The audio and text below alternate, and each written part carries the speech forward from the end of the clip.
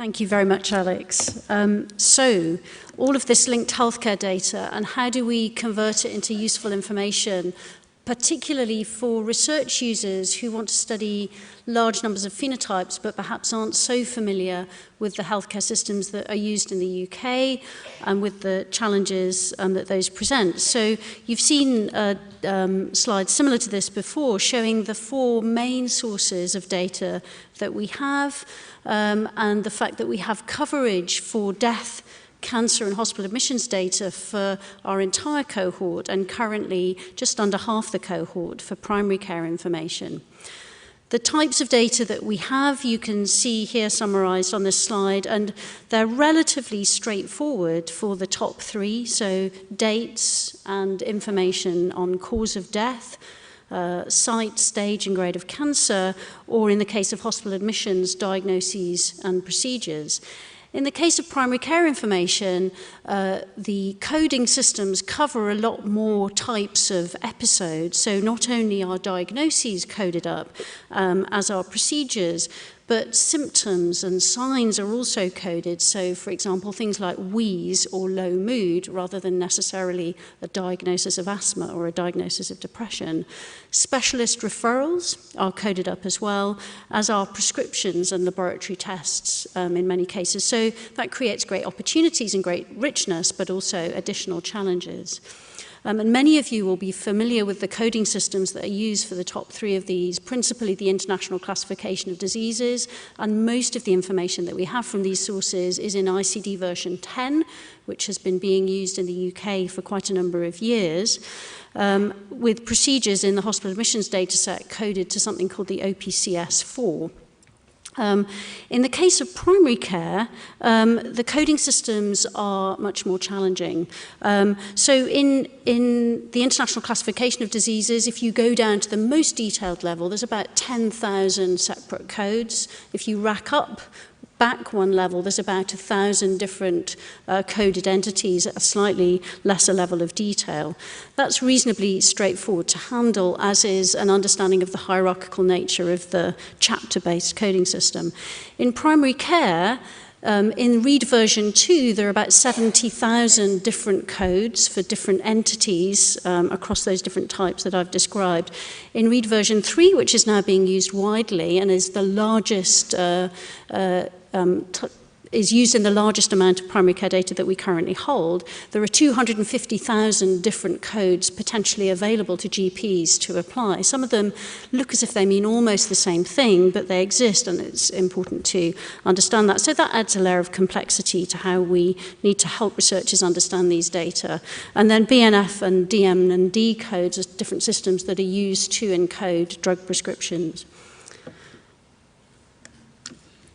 So how do we make these data valuable? So in the case of cancers, the mature cancer registration system in the UK is very valuable, and it already provides high quality disease status information. So with the exception of looking at the added value of those regional resources that Robin was talking about, there isn't a great deal we need to do to make that easier for researchers to navigate. And it uses ICD, which is generally well understood.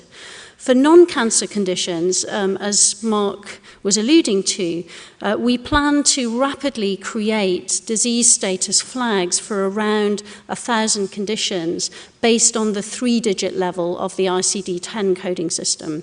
So that covers a very wide spectrum of disease conditions, and using resources available through NHS Digital here in the UK, we've been able to use the mappings that are available within their system between ICD-10 as a well-understood spine and Read 2 and Read 3, those rather more complex systems that are available in primary care.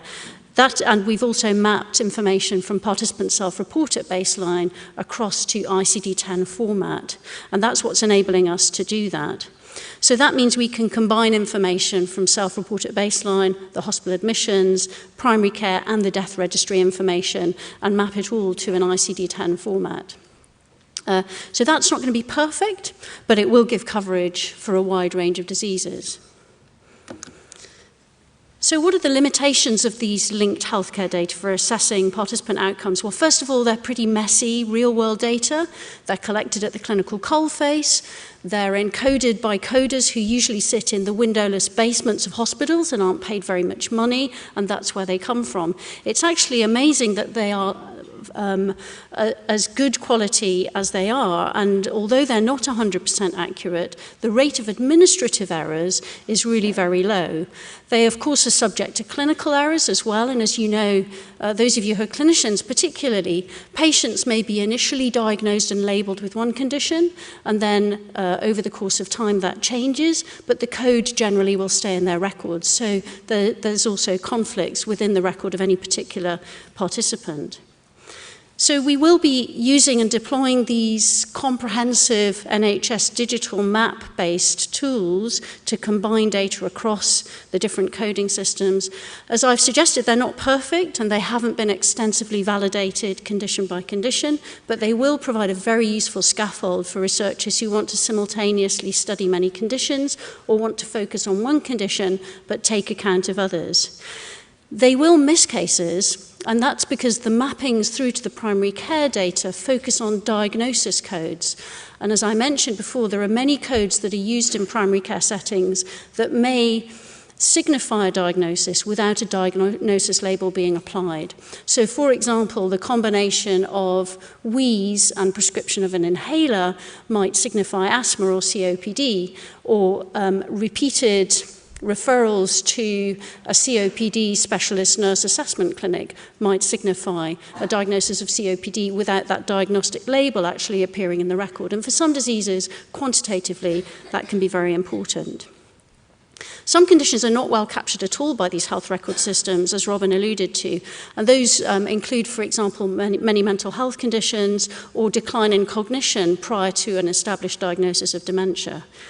And they do lack information on subphenotypes for many conditions. So it's common for either for diagnostic labels that specify subtypes to not be used and for a less specific label to be applied, or for them not really to exist in a helpful way that is well understood by the biomedical research community or indeed by clinicians themselves. So to deal with some of those challenges, UK Biobank's been working with experts to create a set of more accurate disease status indicators that are algorithmic combinations of more refined sets of codes for a range of different conditions to estimate the accuracy of these, to consider which additional linkages will add most value, and that's an ongoing exercise which Robin alluded to, and to think about what are the most appropriate scalable approaches for disease subclassification. So here are the areas that we've currently been working on for some time to create these disease status indicators from linked data to add value to the scaffold of 1,000 or so phenotypes that I referred to. So you can see that we've been choosing the areas based on what we think is likely to be of most interest for researchers and the commonest disorders that are likely to be of most interest from a public health perspective as well. So cardiometabolic disorders, stroke, diabetes, MI, cardiac disorders, renal disorders.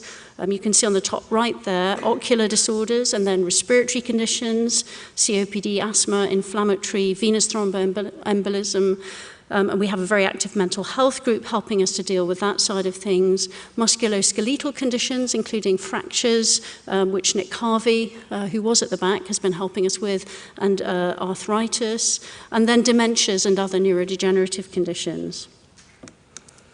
So just to give you an example, for example, if we take chronic obstructive pulmonary disease, where do the cases come from? So in those participants from whom we have information from self-report at baseline, but also through the linkages from hospital, primary care, and death data, the algorithm that we've constructed contains about 15 ICD codes, more than 40 read version 2 codes, and more than 150 read version 3 codes to take the landscape of all the coded data into account. And you can see that if we look at cases that were detected prior to recruitment, you can see that quite a large proportion of them are detected only through baseline self-report.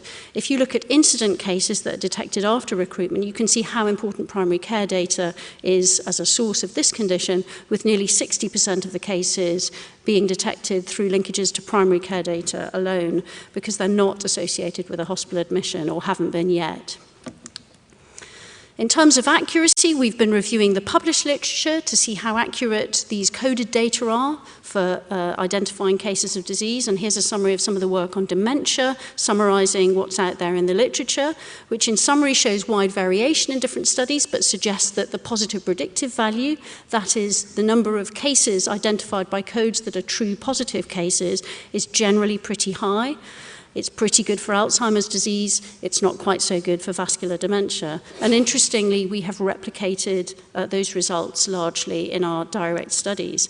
So we've been looking at accuracy versus expert adjudication of full free text medical records in a subset of participants in the Lothian region of Scotland, looking at relatively small numbers of cases of disease. And summarized on this slide, you can see that the positive predictive values that are achieved through a process like this are pretty good, and in particular show the power and accuracy of primary care data, which performs every bit as well as hospital data in this regard. So in terms of future plans, what are we looking at doing? So we're thinking very hard about additional data linkages to enhance the accuracy of what we obtain, to ascertain health outcomes that we don't capture at the moment. So for example, we are pursuing linkages with microbiology data sets across the UK, which will add value and health outcomes we don't currently have, and which will enable subphenotyping. So for example, some disease registries and audits may give us more detailed subphenotype and subclassification information not currently available. We've been looking at additional web questionnaires, which you've heard about. We are conducting a number of further regional validation studies to assess in detail the accuracy of the linked data for additional conditions and potentially in additional regions of the UK to look at how generalizable our results from the Lothian region of Scotland are. And we're thinking about the value of making deep dives into the systems of large hospitals, which cover a relatively few number of hospitals, cover a reasonable number of participants in Biobank for disease subphenotyping. So, for example, obtaining information from pathology reports, digitized images and tumor tissue for cancer subphenotyping, from free text or radiology images for subphenotyping of a range of other conditions as well. And finally, which you'll hear about hopefully in a few minutes, we've been thinking about launching a scalable phenotyping data challenge for two reasons. One is to try and look at data-driven ways of automating this process of phenotyping health outcomes, and the other is to engage with an even wider community globally of computer scientists and data-driven innovators who can really help us and the research community to address some of these challenges. Thank you very much.